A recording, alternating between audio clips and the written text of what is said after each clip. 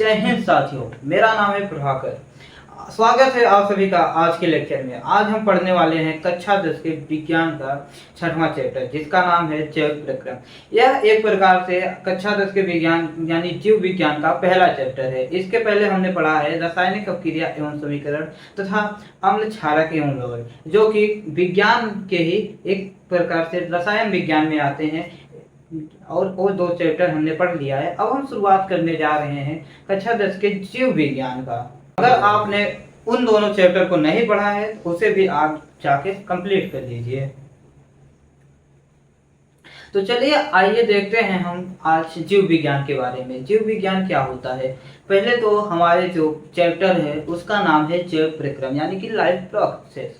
तो जैव प्रक्रम, आप जीव विज्ञान अगर पढ़ रहे हैं तो उसमें सबसे बेहतरीन तरीका होगा जीव विज्ञान पढ़ने का, कोई बुक या फिर और भी चीज़ें समझने का, तो आप उसको तोड़ के, उसके नाम को तोड़ के पढ़ेंगे तो ज़्यादा अच्छे से आपको समझ में आएगा। जैसे कि आप यहाँ देखेंगे जैव प्रक्रम। जैव मतलब क्या होता है? मतलब कि जीवन और प्रक्रम प्रक्रियाएं, मतलब जीवन को चलाने के लिए जो प्रक्रियाएं जरूरी हैं उन्हें हम कहते हैं जैव प्रक्रम।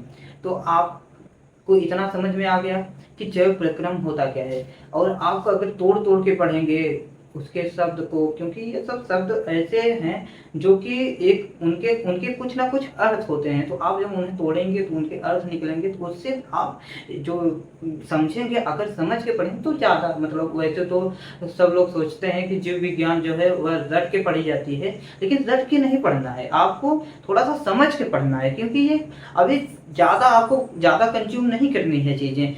क्यों नहीं करनी है? क्योंकि ये एक छोटा, मतलब कि क्लास 10 का ये है, कोई मतलब कि आप नीट वगैरह की तैयारी कर नहीं रहे हैं कि आपको ज़्यादा से ज़्यादा चीज़ें याद रखनी है। क्लास 10 का है, आप समझ के पढ़ेंगे तो मज़ा भी आएगा आपको।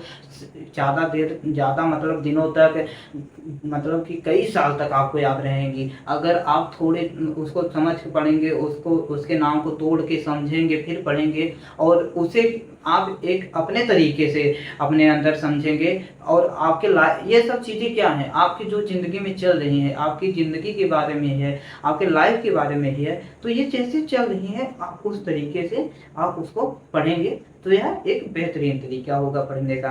बाकी आपकी मर्जी, आपको जैसा समझ में आता हो, आपको जैसा याद मतलब होता हो, उस तरीके से आप याद कर सकते हैं। तो चलिए आइए हम शुरू करते हैं आज का चैप्टर। हमारे चैप्टर का नाम है जैव प्रक्रम। मैंने बताया कि जैव प्रक्रम का मतलब होता है जीवन को चलाने के लिए जरूरी प्रक्रियाएं। तो जरूरी प्रक्रियाएं क्या होंगी जीवन को चलाने के लिए? आप एक मनुष्य को देखते हैं, कोई ऐसा मनुष्य जो कि चल रहा है, उसके शरीर में एक ये भी प्रक्रिया हो गई, वह चलता है, सांस लेता है, खाना खाता है, उठता है, बैठता है, सोता है, ये सब चीजें उसके जीवन की प्रक्रिया हैं। तो आप इनमें से किस प्रक्रिया को कहोगे कि यह जीवन को चलाने के लिए जरूरी प्रक्रिया है? आप मेरी बात को ध्यान दें, यानी आप देखेंगे कि जरूरी प्रक्रिया क्या है। जरूरी प्रक्रिया है कि वह चल रहा है, क्या यह जरूरी प्रक्रिया है? आप इसमें कैसे पता करेंगे कौन सा जरूरी प्रक्रिया है? आप ऐसे पता करेंगे, जिस प्रक्रिया के बिना आदमी जी नहीं सकता। तो क्या आदमी बिना चले नहीं जी सकता? जी सकता है, क्योंकि कोई किसी को देखेंगे आप, वह जन्म से ही नहीं चल पाता, तो उसमें आप उसको ये वह ऐसा तो नहीं होता कि जो जन्म से नहीं चल पाता, अपंग होता है, तो वह मतलब कि नहीं जीता है ना, तो आप उसको जरूरी प्रक्रिया नहीं करेंगे। लेकिन आप यहाँ देखेंगे श्वसन क्या है? श्वसन वह प्रक्रिया है जिसको आप अगर नहीं करेंगे तो आपकी जान जा सकती है। श्वसन में आप क्या करते हैं? सांस लेते हैं, जान जा सकती नहीं। अगर आप श्वसन नहीं करेंगे जीवन संभव ही नहीं है। अगर आप श्वसन नहीं करेंगे तो जीवन संभव ही नहीं है। और ऐसी कौन सी प्रक्रिया है जो कि आपको मतलब कि जिंदगी जीने के लिए जरूरी है? तो पहले तो हो गई श्वसन, दूसरी हो गई पोषण। क्या आप बिना खाना खाए, बिना किसी चीज को खाए आप जिंदा रह सकते हैं? बिल्कुल नहीं। तो आप बिना पोषण के भी आप जिंदा नहीं रह सकते। और क्या होता है? और होता है संचालन। संचालन का मतलब मैंने जो आपको बताया कि चलना फिरना ये सब चीजें नहीं। संचालन का मतलब हमारे अंदर जो क्रियाएं चल रही हैं, जैसा कि हमारे अंदर जो खाना पचता है वो, हमारे दिल की धड़कन जो चल रही है वो, ये सब प्रक्रियाएं जो हैं संचालन में आती हैं। तो ये सब प्रक्रियाएं अगर नहीं चले तो क्या आप जिंदा रह सकते हैं? क्या दिल अगर धड़कना बंद कर दे तो कोई आदमी जिंदा रह सकता है? बिल्कुल नहीं। आप मूवी देखते हैं, मूवी में अगर कभी हीरो क्या होता है, उसको लग जाता है, वह जाता है, अरे एकदम बॉलीवुड में तो अक्सर ऐसा ही होता है ना कि हीरो उधर पड़ा है ऑपरेशन थिएटर में और इधर कोई जाके वहां पे मंदिर की घंटियां वगैरह बज रही हैं। उसके बाद मूर्ति के सामने रहते हैं, दिया जल रहा होता है, अगर हीरो मरने लगता है तो लाइन एकदम सीधी आने लगती है, तो दिया बुझ जाता है, तो उसका मतलब हीरो गया काम से। या फिर अगर कभी ये होता है कि फूल गिर जाता है ऊपर से और फिर उसमें जिग जैग वाली लाइन चलने लगती है, उसके बगल जो रखा होता है एक मतलब क्या होता है जिसमें देखते हैं कि हाँ हीरो ऑपरेशन थिएटर में होता है, वहाँ सीन आता है, डॉक्टर हाँ चला रहे हैं, जिग जैग वाली लाइन आती रहती है, तो समझ लो वहाँ पे फूल गिर जाता है, जिससे मतलब हाँ सीन सही है, मतलब कि हीरो जिंदा हो जाएगा। ठीक है, तो ये सब चीजें हैं। जब दिल की धड़कन रुक जाएगी तो जीवन संभव तब भी नहीं है। आप खाना नहीं खाएंगे, जीवन संभव तब भी नहीं है। आप अभी क्या है मैंने बताया था, श्वसन नहीं करेंगे तो भी जीवन संभव नहीं है। लेकिन इन सब चीज़ों के बावजूद एक और चीज़ है, मतलब क्या है, इन सब चीज़ों के अलावा एक और चीज़ है, क्या है, उत्सर्जन यानी एक्सक्रीशन। आप जो उत्सर्जन समझ रहे हैं मतलब कि वॉशरूम वगैरह, वो सब चीज़ें नहीं है। उत्सर्जन क्या है? उत्सर्जन है कि यह एक नाइट्रोजन, यह उत्सर्जन नाइट्रोजनियस उत्सर्जन है, जैसे कि यूरिक एसिड वगैरह इसमें आते हैं। तो इन सब चीज़ों का अगर आप उत्सर्जन नहीं करेंगे तो इसमें भी आपके जो है जान जाने की संभावना, और अगर हम उत्सर्जन नहीं करेंगे तो भी जीवन संभव नहीं है। तो आइए इन सब चीज़ों को यहाँ पर हम लिख देते हैं। वैसे मैंने आपको समझा दिया कि क्या है कैसे है, तो उन सब चीज़ों को ऐसे नॉर्मली लिख देते हैं। चलिए आइए हम इस चीज़ों को अब लिख लेते हैं। आप भी हमारे साथ लिखते चलिएगा, पेन और कॉपी लिख बैठिए। आप चाहे तो डायरेक्ट नोट्स बना सकते हैं या फिर रफ भी बना सकते हैं। आइए हम देखते हैं। हम सबसे पहले लिखेंगे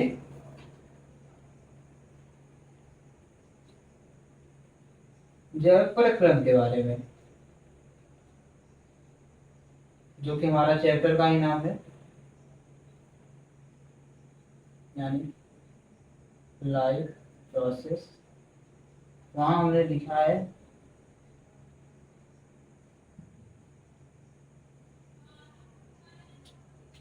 आप लाइफ में से लिखिए, आप इसमें लिखिए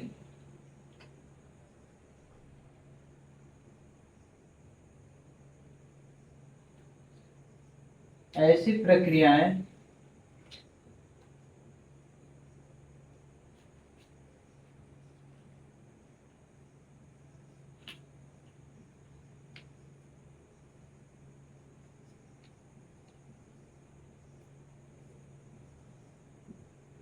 ऐसी प्रक्रियाएं जो जीवन जीने के लिए संभव असंभव मतलब कि जरूरी हो, ऐसी प्रक्रियाएं जो जीवन जीने के लिए जरूरी हो,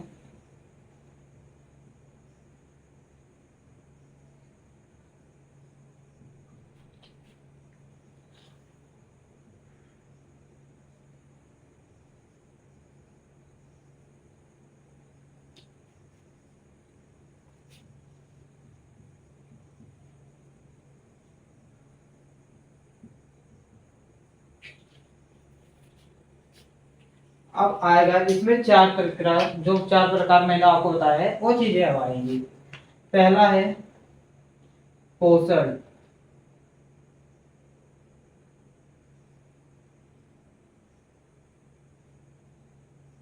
यानी न्यूट्रिशन।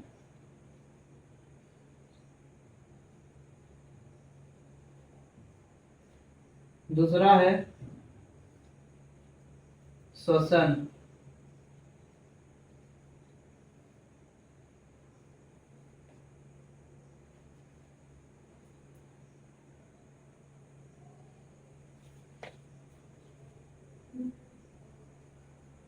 रिस्पाइरेशन,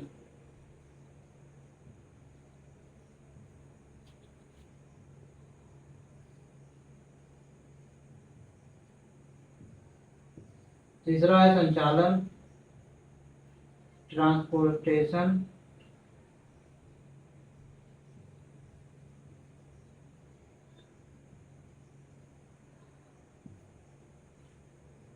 चौथा है उत्सर्जन।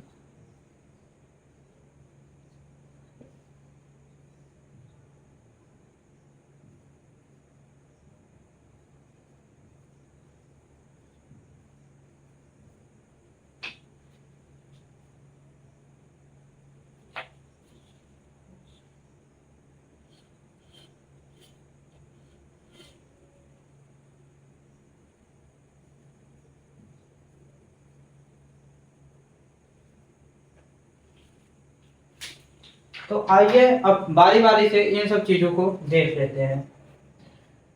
तो यहाँ पर आप लिख लीजिए पोषण क्या है।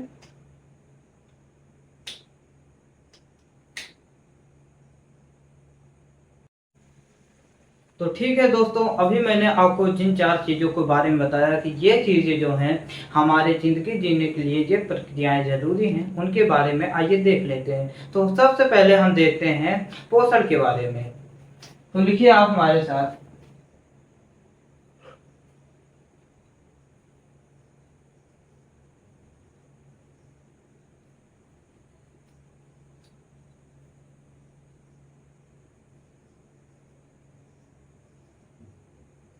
जीव अपना खाना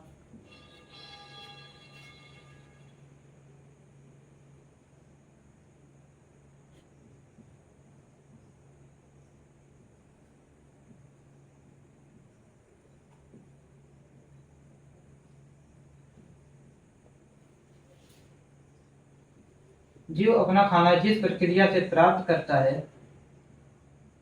पोषण कहलाता है।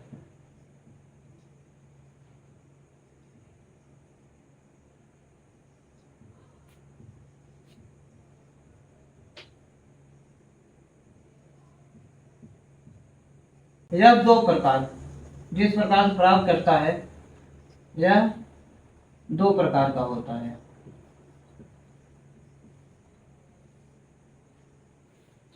तो यह 2 प्रकार का कौन कौन सा होता है? यह 2 प्रकार का कौन कौन सा होता है? स्वपोषी पोषण होता है तथा परपोषी पोषण होता है। आप लिखिए पहला स्वपोषी पोषण।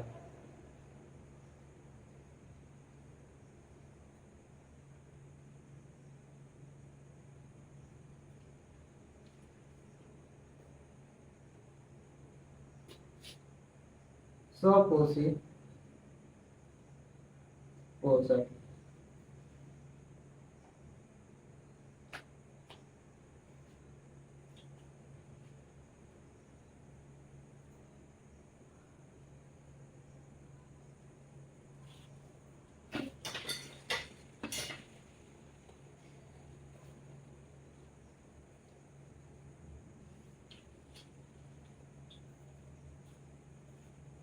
आप इसकी इंग्लिश लिखेंगे ऑटोट्रॉफिक या ऑटोट्रॉफिक न्यूट्रिशन।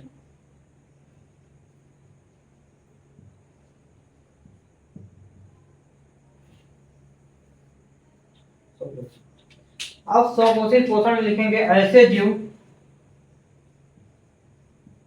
या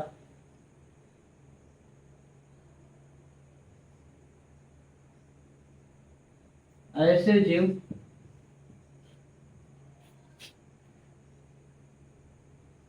जो अपना भोजन स्वयं बनाते हो। सिंपल है दोस्त, क्या है स्वपोषी पोषण? क्या है? ऐसे जीव जो अपना भोजन स्वयं बनाते हैं उन्हें स्वपोषी पोषण कहते हैं। मैंने आपको बताया कि जीव विज्ञान में आप शब्दों को तोड़ना सीखिए। स्वपोषी यानी कि स्वयं जो पोषण प्राप्त कर ले उन्हें स्वपोषी पोषण कहते हैं। ऐसे जीव जो अपना अपना भोजन स्वयं बनाते हो।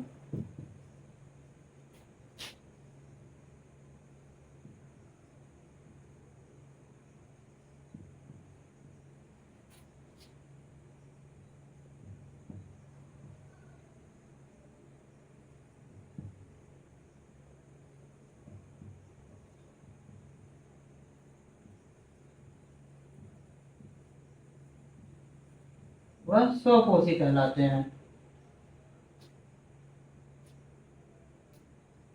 अब स्वपोषी है तो वह अपने पोषण के लिए ही यूज करेंगे ना, इसलिए आगे स्वपोषी पोषण भी हमने लगा दिया है। बाकी आपको अब इनमें से इसके उदाहरण क्या होंगे, जैसे आप जैसे में लिखिए,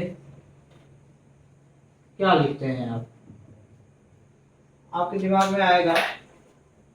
जैसे में सबसे पहले जो हरे पेड़ पौधे मतलब कि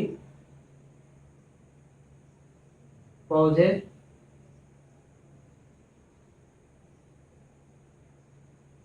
ठीक है दोस्तों, अब हम देखते हैं परपोषी पोषण। परपोषी पोषण क्या होता है? यह स्वपोषी पोषण का उल्टा होता है। जैसे कि ऐसे जीव जो अपना खाना स्वयं न बना पाते हो। जैसे क्या आप अपना खाना स्वयं बना लेते हैं? आप कहेंगे हाँ भैया हम तो अपना खाना स्वयं बना लेते हैं। अरे ओ नहीं, जो आप किचन बनाते हो नहीं।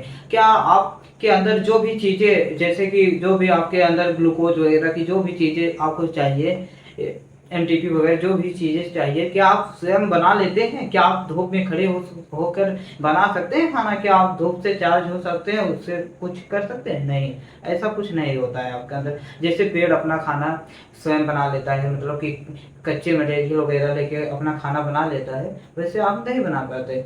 क्यों नहीं बना पाते? क्योंकि आप परपोषी पोषण हो, आप दूसरे के ऊपर निर्भर हो। जैसे कि आदमी किसके ऊपर निर्भर है? आदमी अनाज के ऊपर निर्भर है, आदमी हरी सब्जियों के ऊपर निर्भर है, आदमी अब तो जानवर भी मार के खाते हैं। पहले आदमी आदमी अनाज के ऊपर निर्भर है, आदमी हरी सब्जियां खाता है, आदमी मांस भी खाता है। तो ये सब चीजें होती हैं जो कि आदमी को परपोषी बनाती है। तो परपोषी में कई चीजें आ जाती हैं, जैसे जैसे कि आ जाता है बिल्ली, मतलब कि जानवर आ गए, आदमी आ गए। ये सब चीजें क्या है? परपोषी हैं। तो चलिए आइए लिख लेते हैं।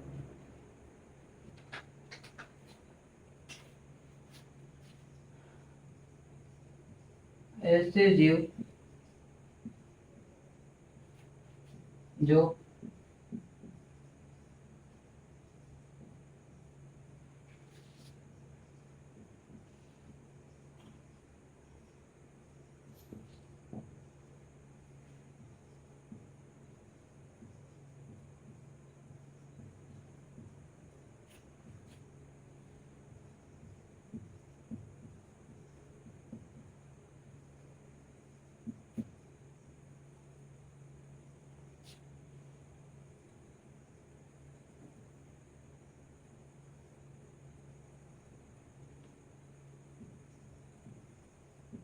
तो ठीक है दोस्तों, आप इसको लिख लिए होंगे।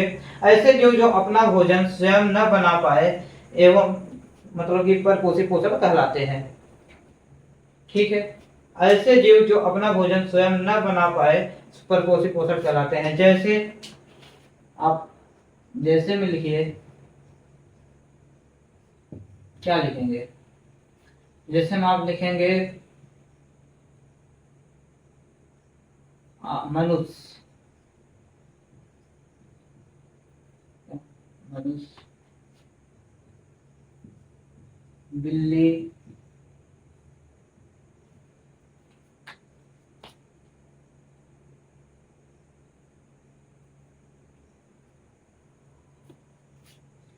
जोंक,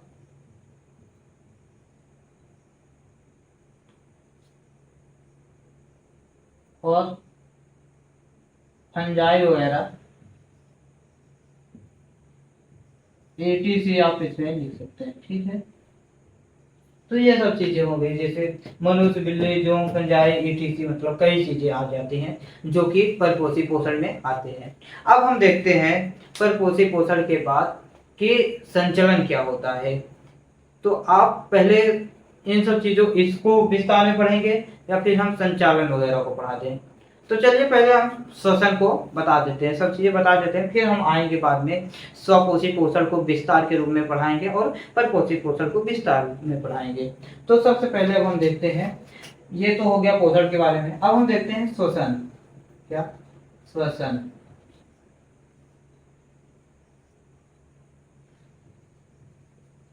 रिस्पायरेशन।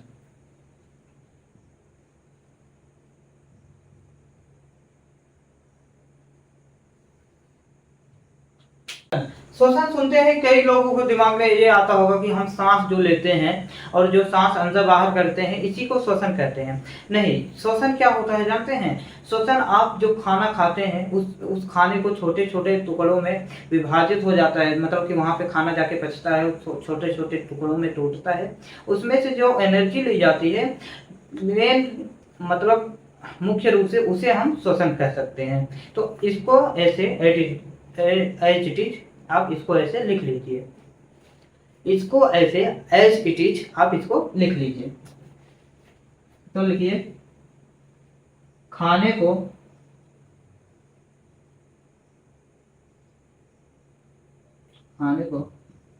खाने के बाद, क्या खाने को खाने के बाद, ध्यान दीजिएगा,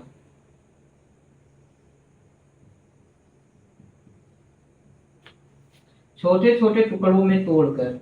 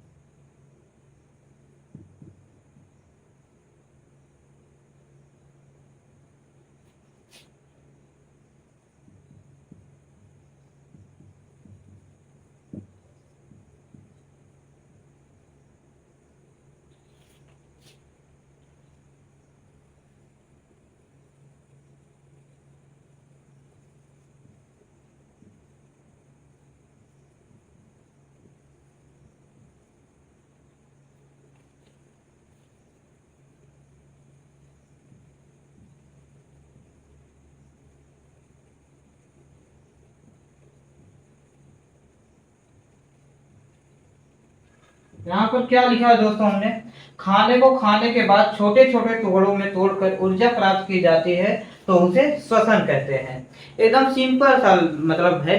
खाने को आपने खाने को खाया, जाहिर सी बात है वह पचेगा, छोटे छोटे टुकड़ों में विभाजित होगा, उसमें से जो ब्लड में ऊर्जा जाती है, ब्लड क्या करती है? ब्लड ऑक्सीजन को और आप जो खाद्य पदार्थ खाते हैं उनमें से जो मिनरल्स मिलते हैं, उसमें से जो ऊर्जा मिलती है, उन सब चीज़ों को सब कोशिकाओं तक पहुंचाता है। तो इसी को हम क्या कहते हैं? श्वसन कहते हैं।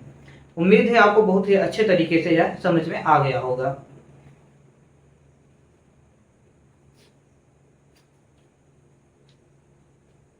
तो ठीक है दोस्तों, अब हम देखते हैं संचालन। संचालन क्या होता है? मैंने आपको बताया कि हृदय धड़कता है, यानी कि ब्लड जो है वह हमारे शरीर में दौड़ता रहता है। इन सब चीज़ों को संचालन कहते हैं। तो संचालन में आप जब श्वसन करते हैं तो आप सांस भी लेते हैं, आप ऑक्सीजन लेते हैं, तो हमारी सभी सेल्स को ऑक्सीजन की ज़रूरत पड़ती है जो कि हृदय में जाता है। हृदय जो है, हृदय में ऑक्सीजन में, इन सब चीज़ों में हृदय में जाता है, ऑक्सीजन से मिलता है और वह ऑक्सीजन सभी सेल के पास ब्लड ऑक्सीजन पहुंचा देता है और सभी सेल के पास ब्लड ऑक्सीजन पहुंचा देता है और सभी सेल के जो कचरे को, जो भी यूरिक एसिड वगैरह होती है, उन सब चीज़ों को लाता है और मतलब वो सब चीज़ें ब्लड लाता है और उसे बाहर निकालने में मदद करता है। तो चलिए ये लिख लेते हैं इसको। कैसे संचालन को आप कैसे लिखेंगे? संचालन को लिखेंगे आप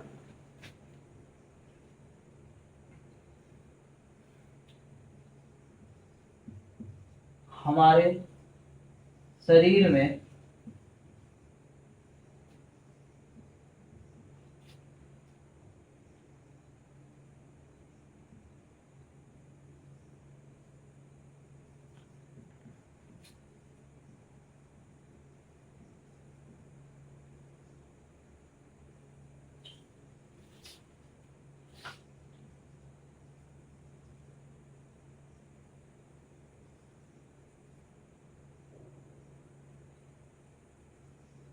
हमारे शरीर में हृदय का दौड़ना, खून, हृदय का धड़कना, खून का दौड़ना,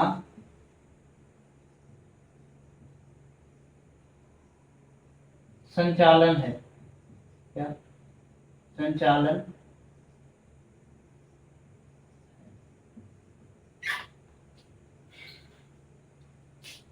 संचालन मैंने आपको बताया कि संचालन में क्या होता है, आप श्वसन करते हैं। ब्लड जो है वह ऑक्सीजन को सभी सेल्स को के पास पहुंचाता है, क्योंकि सभी सेल्स को ऑक्सीजन की जरूरत पड़ती है। और वो सेल्स जो अपना अपशिष्ट पदार्थ निकालते हैं उन्हें वह अपने अंदर ले लेता है और उन्हीं को क्या करता है, मतलब कि बाहर निकालने के जो भी चीजें बाहर उनको निकालते हैं वह जाता है, यूरिक एसिड को यूरिया वगैरह मिला के बाहर निकलवा देता है। तो ब्लड ही क्या करता है, ब्लड ही ट्रांसपोर्टेशन वाला काम कर रहा है ना, ब्लड मतलब संचालन वाला काम कर रहा है कि नहीं कर रहा है। ब्लड जो है ऑक्सीजन को भी पहुंचाया और डस्टबिन बन के मतलब कि खुद के अंदर कचरा भर के भी लाया, उसे भी साफ किया।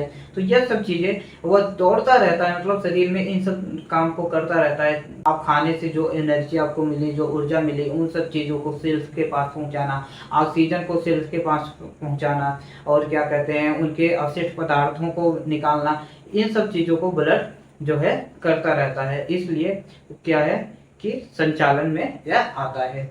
ठीक है, ये हो गया संचालन। संचालन के बाद अब हम देखते हैं चौथा अपना पार्ट जो है उत्सर्जन। उत्सर्जन बहुत ही सरल है।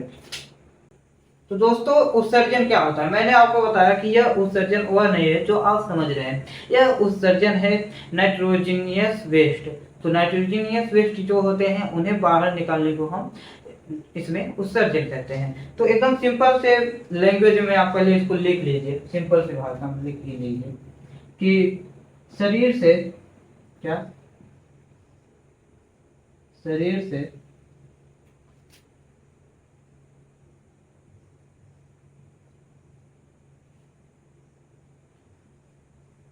अपशिष्ट पदार्थ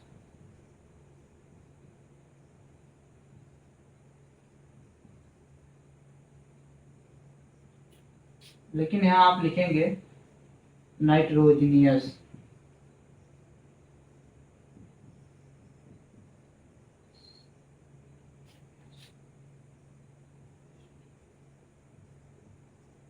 नाइट्रोजनियस वेस्ट को बाहर निकालने की प्रक्रिया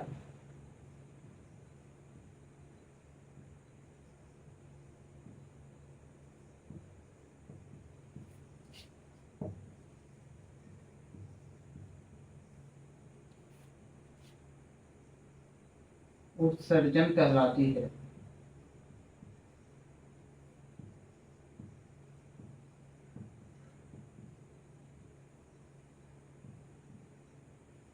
आप जैसे में क्या लिखेंगे,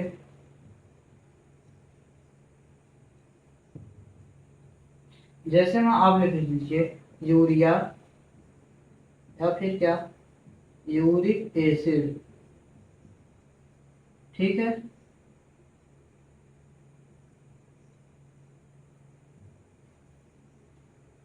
तो उम्मीद करता हूं दोस्त आपको यह समझ में आ गया होगा और आप इसको एक बेहतरीन तरीके से लिख लीजिए।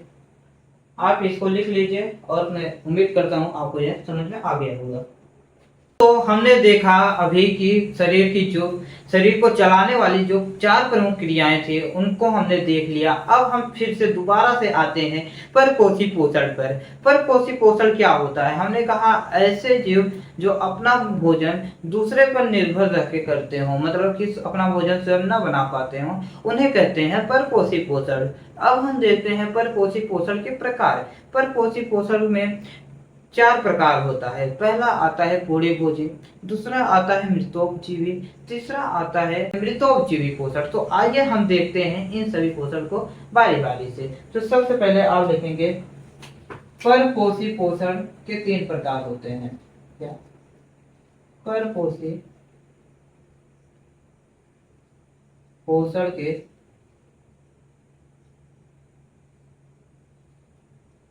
प्रकार आप हेडिंग में लिखेंगे।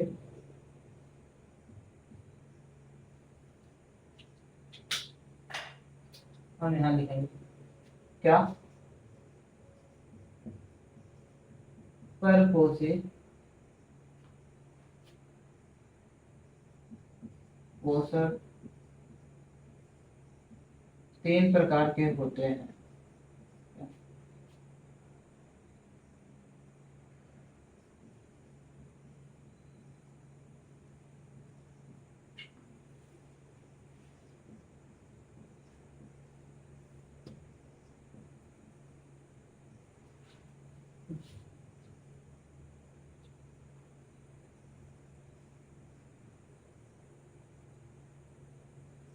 आप पहले लिखेंगे पूरे भोजी, जिसे हम इंग्लिश में कहते हैं होलोजोइक। क्या? होलोजोइक। दूसरा आप लिखेंगे मृतोपजीवी।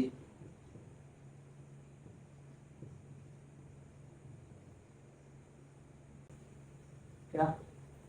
सिप्रोफिटिक। और तीसरा आप लिखेंगे परजीवी।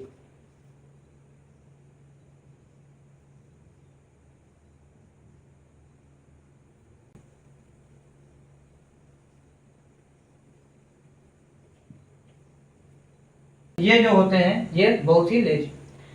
दोस्तों यहाँ पर पोषी पोषण के 3 प्रकार हुए। पहला क्या? पूरे भोजी, दूसरा मृतोपजीवी, तीसरा है परजीवी। परजीवी को हम पैरासिटिक बोलते हैं और पूरे भोजी को हम बोलते हैं होलोजोइक, और हम इसे मृतोपजीवी को बोलते हैं स्पोरोफिटिक। तो आइए इन तीनों के बारे में बारी बारी से देख लेते हैं कि ये है क्या। तो चलिए दोस्तों, अब हम पढ़ते हैं परपोषी पोषण में सबसे पहले पूरी भोजी के बारे में। तो आइए इसको हम लिख लेते हैं। क्या? ऐसे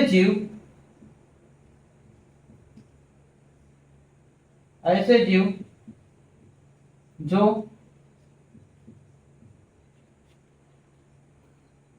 खाना खाकर खाने को या फिर जो खाने को पेट में पचाते हैं, पेट में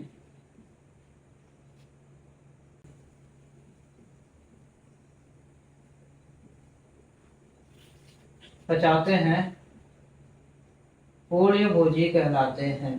क्या? पूर्ण भोजी कहलाते हैं।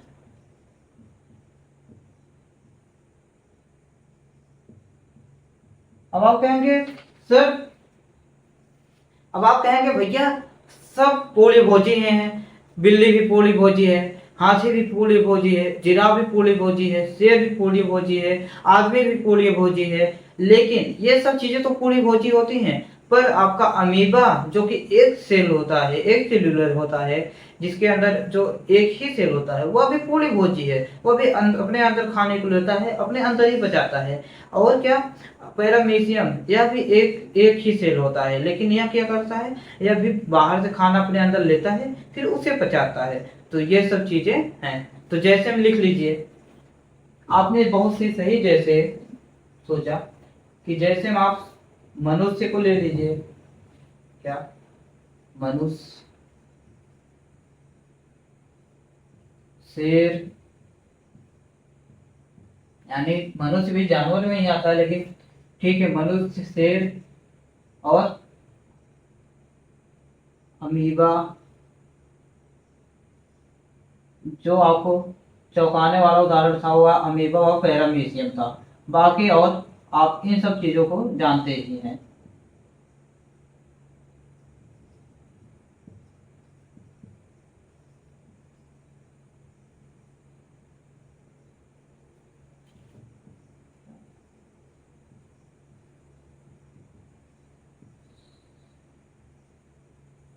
पैरामीशियम, ठीक है। तो यह हो गया आपका पूरे भोजी। अब हम देखते हैं क्या? मृतोपजीवी।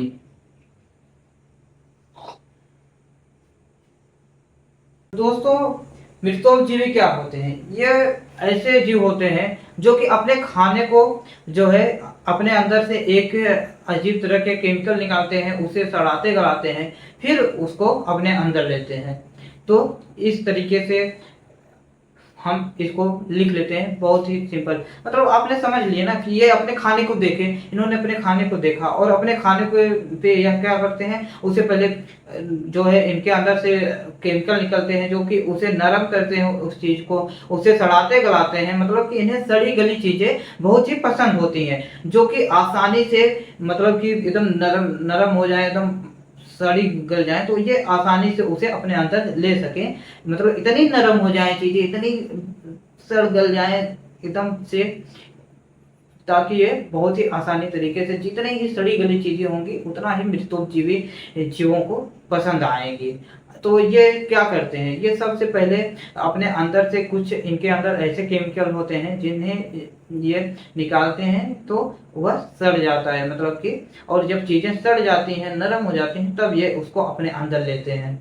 ठीक है, तो पचा पचाया मतलब कि ये अपने अंदर लेके चीजों को पचाते नहीं, बल्कि ये पचा पचाया भोजन ही लेते हैं। तो जैसे इसमें आता है फंजाई, फंजाई वगैरह अगर कहीं लग जाए तो कहते हैं ना कि अगर इसमें फंजाई लग गई है तो अब ये सड़ जाएगी, इसमें सड़न पैदा हो गई, मतलब कि ऐसी चीजें, कोई खाने वाली चीज हो गई, आपने ब्रेड वगैरह रखा है उस पर फंजाई अगर दिख गई तो इसका मतलब वो सड़ गया है।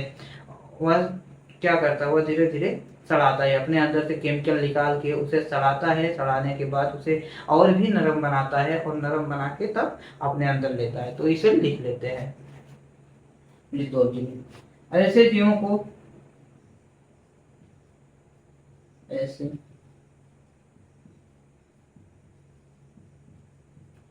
सड़ी गली चीजें, सड़ी गली चीजें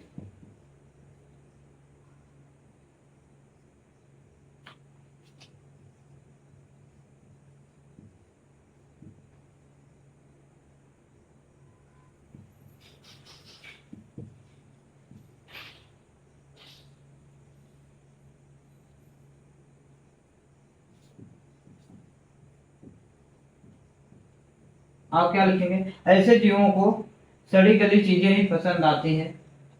फिर आप यहां से लिखेंगे इसी परिभाषा है, ये जीव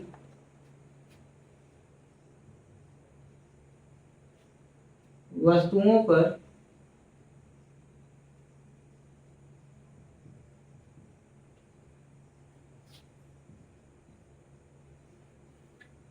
अपने अंदर से निकलने वाले रसायन को